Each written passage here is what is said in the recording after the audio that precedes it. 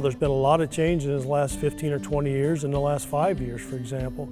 For the crop side of things, where we have the yield monitors in our combine and monitors in the tractors we're planting with or working ground with, we're utilizing yield information. So as we're tracking yield instantly as we're harvesting a field, it's recorded, and then we can download that. You really start layering maps, and it's creating data.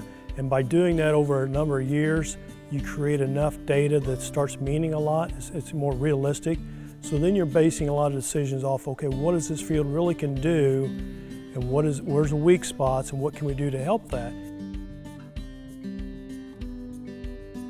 We were lucky enough to upgrade in combines this last year and get GPS on top of the combine. But hopefully it will help us with keeping track of what our yields are at the end of the year.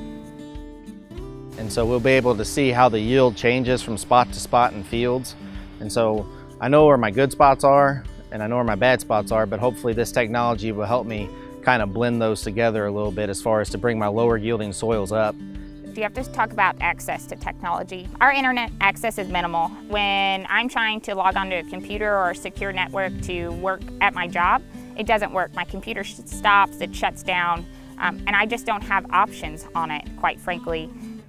In our area, for accessing broadband and internet service is minimal in some of the rural areas. Less than 60% of the people have good access to internet out here.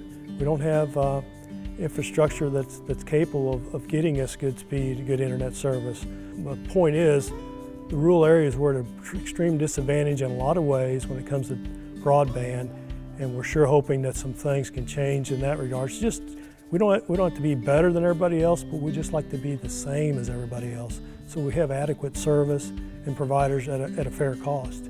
Farm Bureau has been very instrumental in understanding the key issues of poor broadband and access to internet in rural areas.